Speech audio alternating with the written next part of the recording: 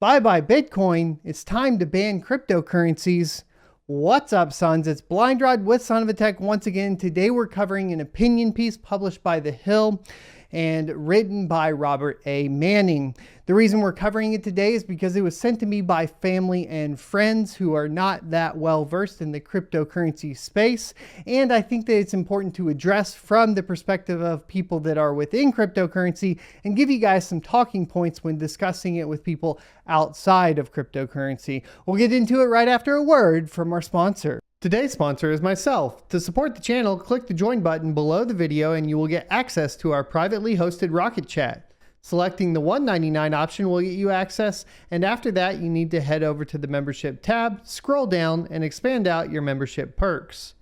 Find the section for connecting on social media, and in that section there will be a secret registration URL to join Rocket Chat, where you can sign up to enjoy talking with other cryptocurrency enthusiasts and miners without spammers, scammers, or bots. Welcome back. So let's give Robert a chance to go ahead and speak his piece. He says, quote, "I've never quite understood why cryptocurrencies are worth anything.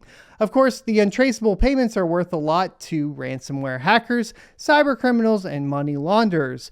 But dollars, euros, and yen are backed by nations' respective treasuries. If someone invents a cryptocurrency, any value is based solely on convincing others it has value.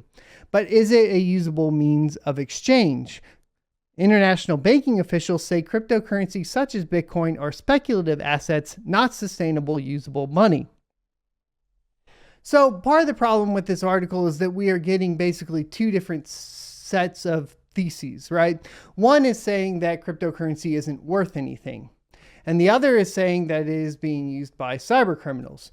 So it's a little confusing, and I don't think that it's written that well, because if we really wanted to focus down on one or the other, we would leave the other portion out. The way this particular introduction is written implies essentially that cryptocurrencies and their value is backed by cyber criminals, while on the other hand, traditional currencies are backed by nations who definitely aren't criminals, right? Anyways, I thought that was kind of funny. He did go on, though, to basically say that you have to convince people that these cryptocurrencies are worth something. Well, that kind of goes the same for any other currency, because if I go to get something from somebody down the street, I have to convince them that the dollar that I currently have is worth whatever item or goods or service that I'm trying to purchase from them. The only thing is different here is that the state is telling me that it is worth something and telling them that it is worth something. While on the other hand, with cryptocurrency, the public perception is telling us that it's worth something. Now, let me know in the comment section below. Would you rather the public determine the value of something, or would you rather have a nation state determine the value of something? And that's kind of more of like a philosophical debate that we can have down in the comments, and I would be interested to hear y'all's opinion. Now, the reason why Bitcoin was created and cryptocurrency in general is really important in this particular case. That's because essentially Bitcoin was created after the 2008 crisis, which basically spurred on the downturn of the economy in the US and even globally, and hurt a lot of people, including their retirements and all of their savings. Now, this has also continued into the pandemic, where essentially the government, at least a lot of the governments, especially in the US, have started printing more and more money. When you print more and more money, essentially, you are devaluing that currency. So the US dollar is currently being devalued further and further, which means if you're somebody that has or has been saving any sort of US dollar and trying to retire, the government is essentially devaluing that and making it basically impossible for you to be able to know if you have enough or not to essentially retire or whatever it may be. It's kind of funny that basically this is the reason why Bitcoin was created. And part of the way Bitcoin essentially prevents this is by having what's known as a supply cap.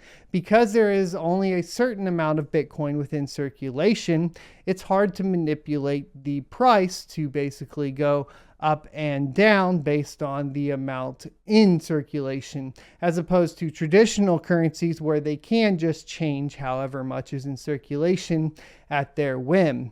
And I find it kind of curious that essentially we have the idea, though, that the currency has no value unless it's backed by a nation state. Now, we do have, of course, China coming out with their own digital currency, as well as quite a few different countries that are talking about digital currencies. But it's not the digital part that makes cryptocurrency important.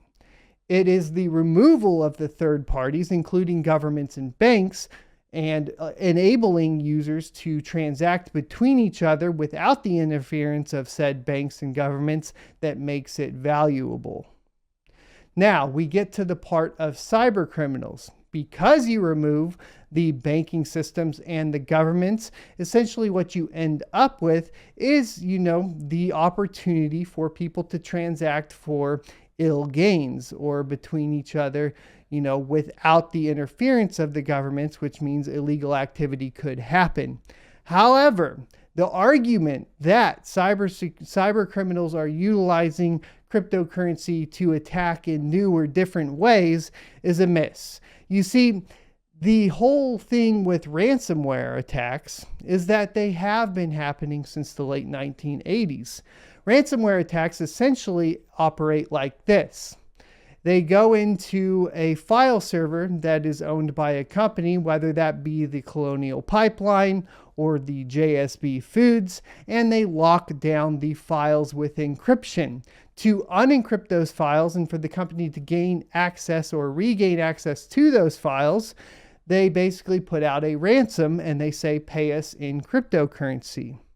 Now, the article implies here that this is something that has been new as of recent and enabled by cryptocurrency, but previously it has been done. The only difference is payment was done in traditional currencies and usually sent to a PO box in an undisclosed location or somewhere that doesn't have as much regulation like Panama. So, as far as the whole idea that cybersecurity is basically under attack or more difficult now that cryptocurrency is around is a little misguided. Now, I would say that it is a fair point that it probably makes it a little bit easier, but to me it also seems that it's also made it easier to actually catch them. Because of the electronic record of Bitcoin and basically it being immutable and fully transparent, the government was able to track the hackers down all the way to the point of it being transferred out of an exchange. Now, centralized exchanges in the US do have records of each individual and their identity. So, if it was actually sent to a PO box and they didn't get there in time to catch the person that was pulling the payment out of the PO box, they wouldn't be able to catch him. Maybe they would go through, of course, whatever mail system it is, depending on the country it's in, like Panama, and try to track down who opened the PO box and go from there. But, external governments cooperating with the US government, it's probably a little bit more difficult than just going to a US-based exchange. So it seems a little silly that it's making it easier. If it's making it easier to execute the attacks and receive payment, it also appears that it's making it easier to track these payments and actually catch these people. Now, what do I think about the ability for exchanges to obtain your information? Personally, I'm not a fan. And I would probably lean a little bit more libertarian as far as that goes, as I don't think it's the government's business on who I transact with, and I should have the opportunity outside of that to do it. But I understand that that's a little bit crazy. So what I think, how it functions right now, where if you want to participate within the economy of said social system, whether that's the United States or Europe or whatever, to convert from your cryptocurrency to that said fiat currency, whether it be the US dollar or euro, should probably require some sort of identity verification within that particular society. So it makes sense. But if I just want to send a little bit of Bitcoin to my dad or my mom, or they're overseas or whatever, I don't think that the government or any financial institution needs to interfere with that. So there's kind of the talking points as far as cryptocurrency, if we're talking about banning cryptocurrencies, etc., and where everything sits right now, in my humble opinion. Once again, let me know what you guys think down in the comment section below. I'm curious to find out, and I will see you next Tuesday. If you enjoyed this video, be sure to subscribe to see more. Also, you can check out this playlist for more content talking about cryptocurrency.